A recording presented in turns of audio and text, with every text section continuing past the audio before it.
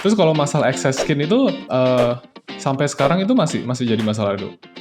Kalau buat sekarang sih sebenarnya enggak sih kok, kayak maksudnya malah dengan SSKD ini kan buat jadi konten juga, terus jadi Hmm. orang-orang makin tahu, oh berarti bener nih, nih orang dulunya obesitas 120 Hmm. kilo, jadi nggak terlalu dipermasalahin sih. Cuma tapi ya ada permasalahan, jadi bentuk badannya yang harusnya lebih sempurna tuh ya jadi kurang lebih bagus gitu loh dibanding orang-orang. Kayak makanya saya tuh selalu bilang, kenapa saya pribadi tuh mau orang-orang yang lagi misalkan berat 90 kilo itu kan udah di tahap menuju obesitas walaupun udah dibilang obesitas ya.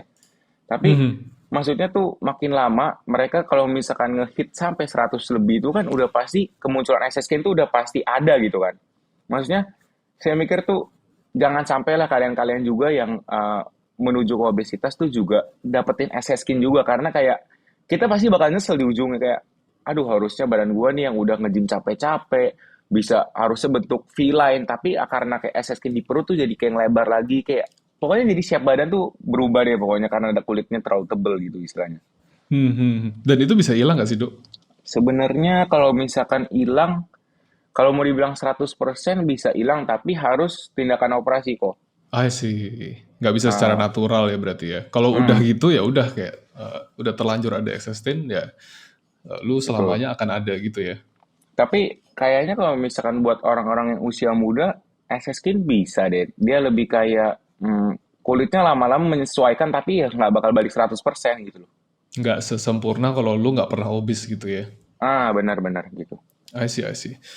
Malah justru excess skin ini lu jadiin istilahnya lu jadiin bukti bukti nyata kalau lu pernah obes gitu ya. Ah, betul. I see, I see. Nah, terus lu dulu iseng ngonten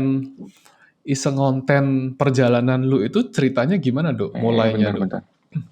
Oh, konten pertama kali di TikTok ya? Iya. Oh ya.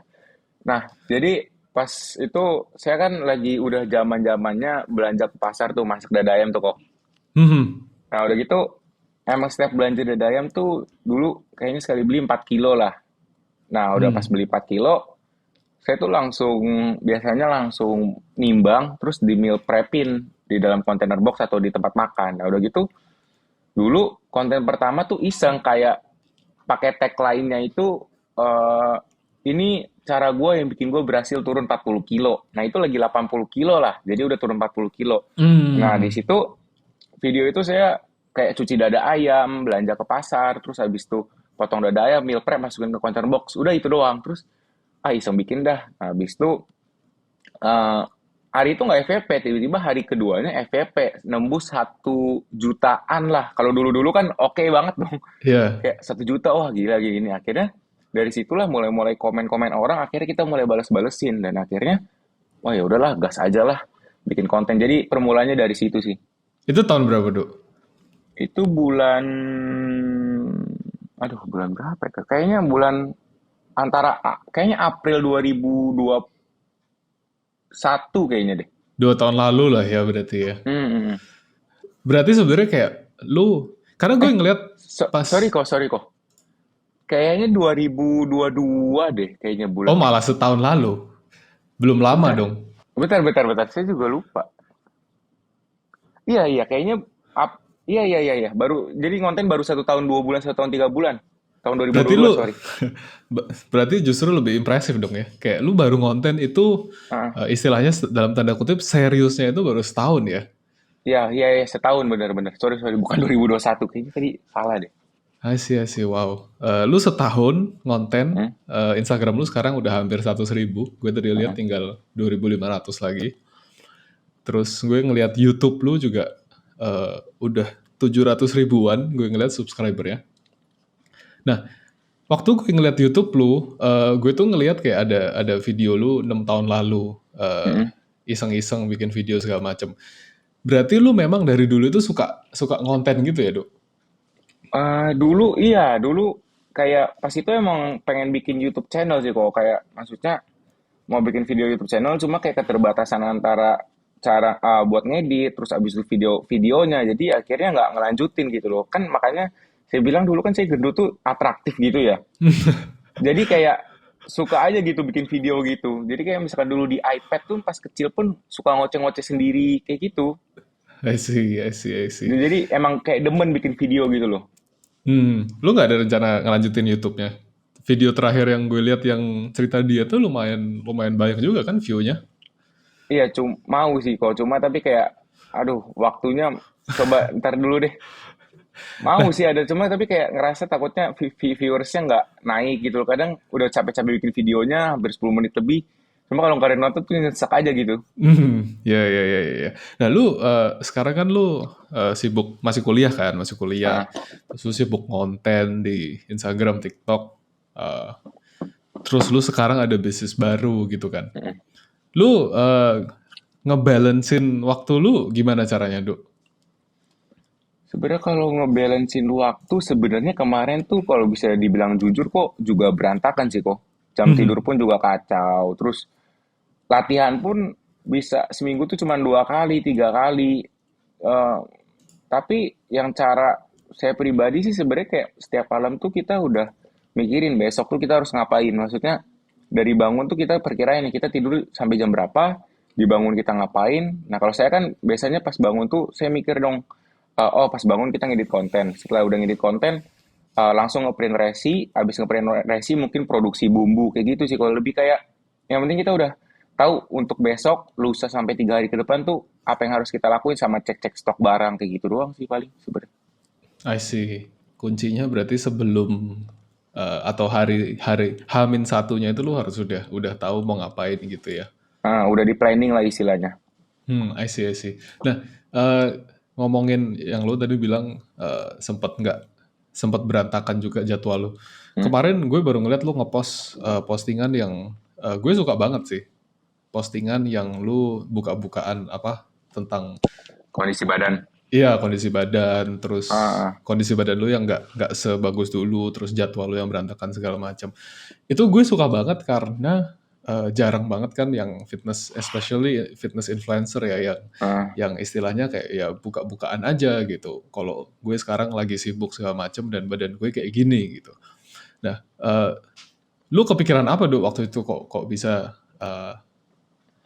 kok bisa akhirnya ke- kayak ngepost konten konten itu? Sebenarnya gini sih kok. Saya pas itu sadar kayak maksudnya dulu tuh pas lagi orang-orang banyak yang keinspirasi sama saya tuh di story saya tuh saya sering banget ngepost-ngepost meal prep saya tuh.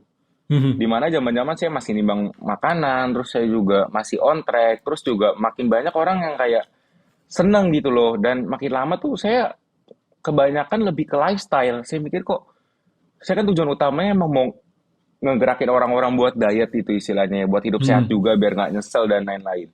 Nah, makin kesini kok saya lebih ke lifestyle kayak makan seafood malam-malam, terus abis itu ngepost makanan kayak ngejek mereka cheat meal. Kan istilahnya saya kayak bermuka dua dong istilahnya. Kayak saya konten kreator apa tentang healthy atau tentang diet, tapi saya ngepost berkebalikan yang menggoda mereka atau kayak ngehina mereka yang lagi mulai. Saya mikir di situ dan kenapa tujuannya saya ngepost kemarin video buat on track tuh biar kayak teman-teman tuh termotivasi ulang karena kayak mungkin kan teman-teman ada yang ngelihat saya tuh sebagai contoh ya. Misalkan kadang kayak apa yang kita posting aja teman-teman tuh bisa ngikutin kan kok istilahnya. Hmm. Nah, dari situ saya mikir kayak oh ya udahlah saya posting begini tujuannya biar teman-teman tuh tahu kayak istilahnya eh, saya pun yang udah berhasil turun 53 kilo tuh juga nggak segampang itu. Kita juga banyak ngalamin struggling walaupun udah berhasil dan maintenance-nya itu susah banget. Apalagi mau orang bilang kayak alasan lu gini-gini bisnis mah gampang gini-gini. Tapi ya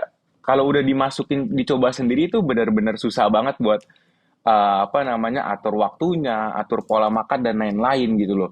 Dan itu punya tanggung jawab besar karena benar-benar kita tuh setiap hari ngonten pun kita juga platform kan juga banyak ya kok ya. Kayak ada Hmm. IG, TikTok, YouTube dan itu pun kalau misalnya kita buka bisnis pun juga nggak mungkin cuma ngepost di akun kita pribadi. Jadi saya kayak ada ganda, ada akun pribadi, ada akun bisnis dan itu ngepostnya nggak cuma di satu platform. Itu benar-benar kayak setiap hari itu stres bikinin konten dan Hmm. jadi makanya kalau teman-teman ada yang bilang itu alasan ya terserah. Cuma tapi emang saya pribadi pun emang itu bikin saya jadi titik terendah kayak maksudnya waduh harus ngapain karena kalau konten sepi udah pusing kalau misalkan orderan turun tuh juga udah pusing. Jadi kayak ya bener-bener susah lah. Jadi kayak teman-teman tuh biar tahu eh, kita pun juga ada masalahnya masing-masing, dan biar teman-teman tahu kayak gimana cara jalan keluarnya dan mulai on track lagi. Dan biar kalau teman-teman itu gini, biar yang masih belum pernah diet atau misalkan kayak di posisi saya sekarang nih, misalkan aduh ngedown banget nih, berat badan nggak turun, udahlah off diet dulu gitu. Jadi mereka jadi termotivasi sama semangat ulang lagi, karena saya pun yang sebagai mereka jadiin contoh itu bisa mulai comeback lagi, istilahnya gitu sih kok. Kayak saya mau teman-teman jadi bareng-bareng lah istilahnya. Kalau emang, tapi saya juga nggak bisa ngomong sih. Mau saya bikin postingan apapun, kalau orang yang belum mau diet dari diri sendiri pun juga tetap gak bakal bisa. Hmm, Cuma tapi ya seenggaknya saya posting 2 sampai 10 orang pun pasti ada yang baru mulai, itu pasti ada, saya yakin. Percaya nggak iya, iya. percaya gitu sih.